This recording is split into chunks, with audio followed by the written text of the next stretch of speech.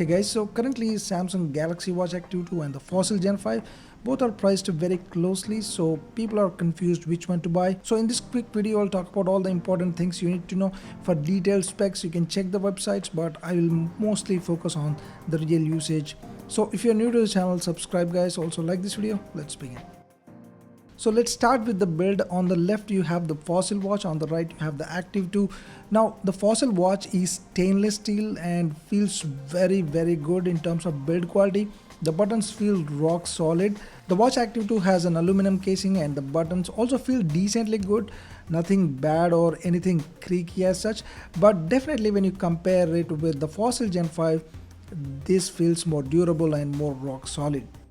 But the Watch Active 2 has that Gorilla Glass DX Plus support on the screen, whereas on the Fossil watch I haven't found any information about the screen resistance. So definitely Active 2 has that edge in terms of scratch resistance, but you need to definitely use some sort of screen protector. Another thing is the Watch Active 2 has the IP68 and 5 ATM water and dust rating, whereas on the Fossil watch you get the 3 ATM. Now they both are good for swimming, so don't worry about those splashes or rain etc. But yes, the Watch Active 2 has a minor advantage. Also the Watch 2 Active feels a lot lighter compared to the Fossil watch, obviously because it is a stainless steel versus aluminum as well.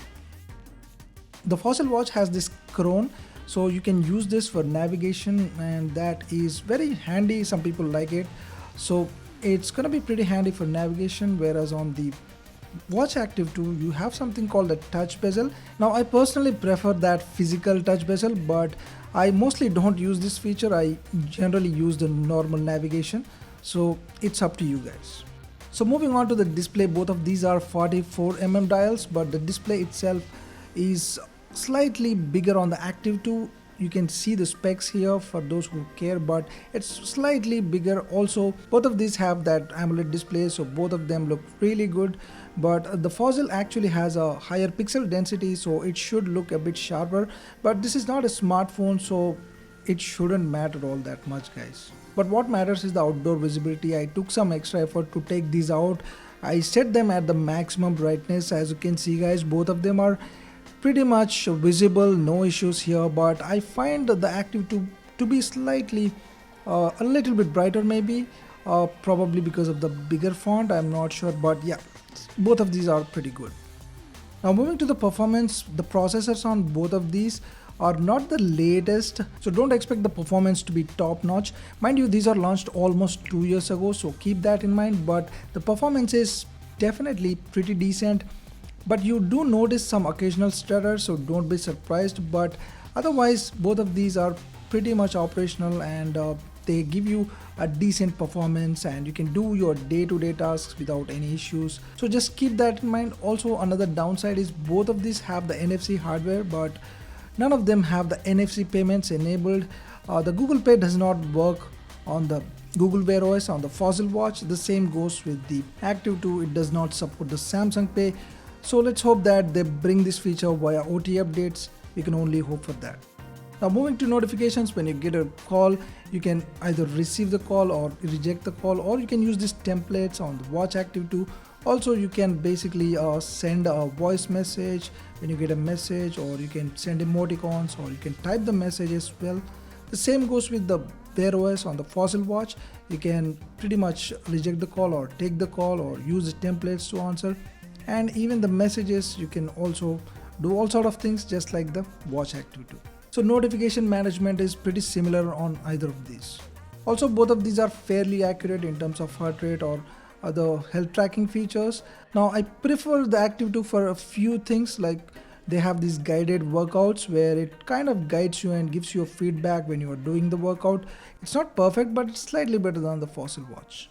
Now both of these have the mic and speaker, so you can use it for calls or other media, and for samples you can check out the individual reviews, but here is a quick sample via the assistants. How's the weather in Hyderabad? Right now in Hyderabad, India, it's 30 degrees and partly cloudy. Today, it'll be partly cloudy with a forecasted high of 30. Alright, now let's look at the Active 2 watch. How's the weather in Hyderabad today?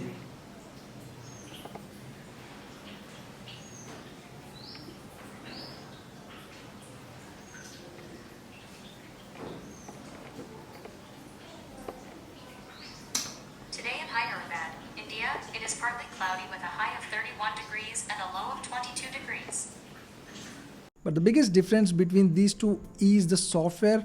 The Fossil watch runs on the Google's Wear OS, whereas the Samsung watch runs on the Tizen OS. A lot of people prefer Wear OS because it has a better app support and a lot of the Google apps work right out of the box seamlessly, so that's one of the main reasons. But keep in mind that not all apps are available on the Google Play Store, like Prime Music or Apple Music, because they are not designed for the smartwatch platform. So it's not like every app is out there on the Play Store for your watch, but it is definitely better on what you get on the Watch Active 2. I highly suggest you to check out my video Tizen OS versus Google Wear OS to decide which is best for you. Now moving to the battery life, both of them offer similar battery life, about 1 to 1.5 days, but I would say Galaxy Watch Active 2 has a slightly better standby time and it can last you maybe a little longer. On most days you may need to plug in the charger at the end of the day.